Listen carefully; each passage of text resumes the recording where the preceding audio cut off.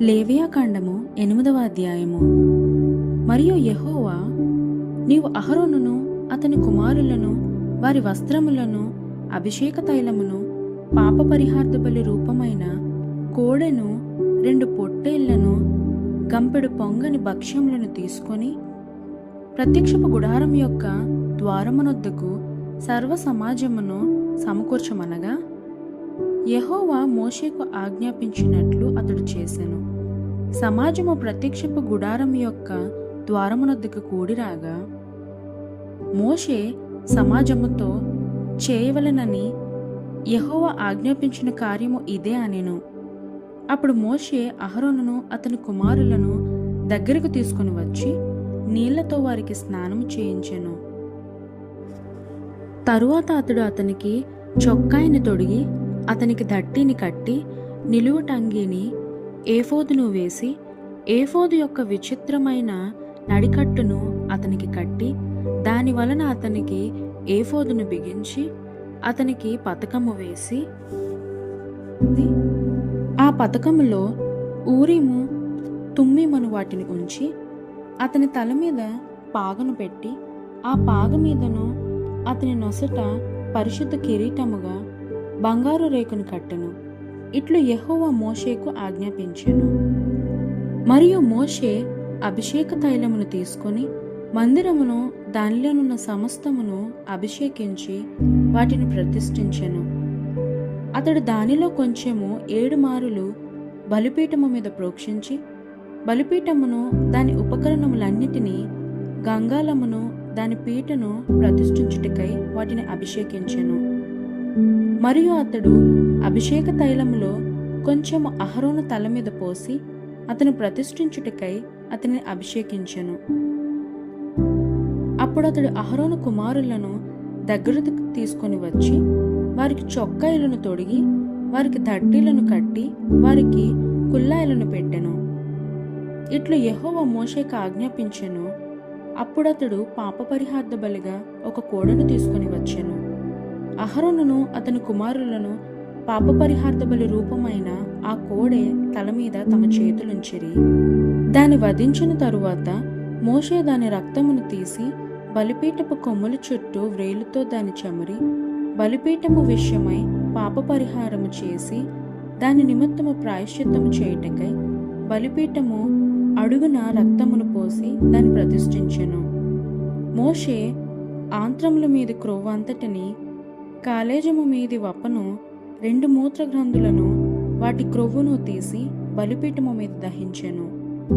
మరియు యెహోవా మోషేకు ఆజ్ఞాపించినట్లు ఆ కోడెను దాని చర్మమును దాని మాంసమును దాని పేడను పాలెమునకు అవతల అగ్నిచేత కాల్చివేసెను. తరువాత అతడు దహన బలిగా ఒక పొట్టేలును తీసుకొని వచ్చెను. అహరోనును అతని కుమారులను ఆ పొట్టేలు తల మీద తమ చేతులుంచిరి. అప్పుడు మోషే దానిని వధించి బలిపీఠము చుట్టూ దాని రక్తమును ప్రోక్షించెను. అతడు ఆ పొట్టేలు యొక్క అవయవములను విడతీసి దాని తలను అవయవములను క్రొవ్వును దహించెను. అతడు దాని ఆంత్రములను కాళ్ళను నీళ్లతో కడిగి ఆ పొట్టే లంతయు బలిపీఠము మీద దహించెను. యెహోవా మోషేకు ఆజ్ఞాపించినట్లు అది ఇంపైన సువాసన గల దహన బలి ఆయను. అది యెహోవాకు హోమము. అతడు 2వ పొట్టేలును అనగా ఈ ప్రతిష్ఠితమైన పొట్టేలును తీసుకుని రాగా అహరోనును అతని కుమారులను ఆ పొట్టేలు తల మీద తమ చేతులుంచిరి. మోషే దానిని వధించి దాని రక్తములో కొంచెము తీసి అహరోను కుడిచెవి కొన మీదను అతని కుడిచేతి బొట్టను వ్రేలి మీదను అతని కుడికాలి బ్రొట్టను వ్రేలి కొన మీదను దాని చమిరెను. మోషే అహరోను కుమారులను దగ్గరకు తీసుకుని వచ్చి వారి కుడి చెవులు కొనల మీదను వారి కుడి చేతులు బ్రొటను వేల మీదను వారి కుడికాళ్ళ బ్రొటను వేల మీదను ఆ రక్తములో కొంచెము చమిరెను. మరియు మోషే బలిపీఠము చుట్టూ దాని రక్తమును ప్రోక్షించెను. తరువాత అతడు దాని క్రొవ్విన తోకను ఆంత్రముల మీది క్రొవ్వు అంతటిని కాలేజాము మీది వపను 2 మూత్ర గ్రంథులను వాటి క్రొవ్వును కుడి జబ్బను తీసి యెహోవా సన్నిధిని గంపెడు పులియని భక్ష్యములలో నుండి పులియని యొక్క పిండి వంటను, నూనె గలదై పొడిచిన యొక్క భక్ష్యమును, ఒక పలచని అప్పడమును తీసి ఆ క్రొవ్వు మీదను ఆ కుడి జబ్బు మీదను వాటిని ఉంచి అహరోను చేతుల మీదను అతని కుమారుల చేతుల మీదను వాటన్నిటిని ఉంచి అల్లాడింపబడు అర్పణముగా యెహోవా సన్నిధిని వాటిని అల్లాడించెను. అప్పుడు మోషే వారి చేతుల మీద నుండి వాటిని తీసి బలిపీఠము మీదనున్న దహన బలి ద్రవ్యము మీద వాటిని దహించెను.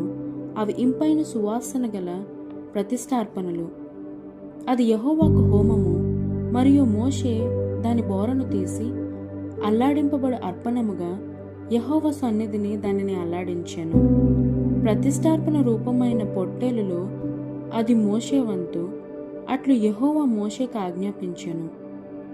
మరియు మోషే అభిషేక తైలములో కొంతయు బలిపీఠము మీది రక్తములో కొంతయు తీసి అహరోను మీదను అతని వస్త్రముల మీదను అతని కుమారుల మీదను అతని కుమారుల వస్త్రముల మీదను దానిని ప్రోక్షించి అహరోనును అతని వస్త్రములను అతని కుమారులను అతని కుమారుల వస్త్రములను ప్రతిష్ఠించెను. అప్పుడు మోషే అహరోనుతోనూ అతని కుమారులతోనూ ఇట్లనెను: ప్రత్యక్షపు గుడారం యొక్క ద్వారమునొద్ద ఆ మాంసమును వండి అహరోనును అతని కుమారులను తినవలెనని నేను ఆజ్ఞాపించినట్లు అక్కడనే దానిని ప్రతిష్ఠిత ద్రవ్యములు గల గంపలోని భక్ష్యములను తినవలెను. ఆ మాంసములోని భక్ష్యములోను మిగిలినది అగ్నిచేత కాల్చివేయవలెను. మీ ప్రతిష్ఠ దినముల తీరు వరకు 7 దినములు ప్రత్యక్షపు గుడారం యొక్క ద్వారమునొద్ద నుండి బయలు వెళ్ళకూడదు. 7 దినములు మోషే మీ విషయములో ఆ ప్రతిష్టను చేయుచుండును.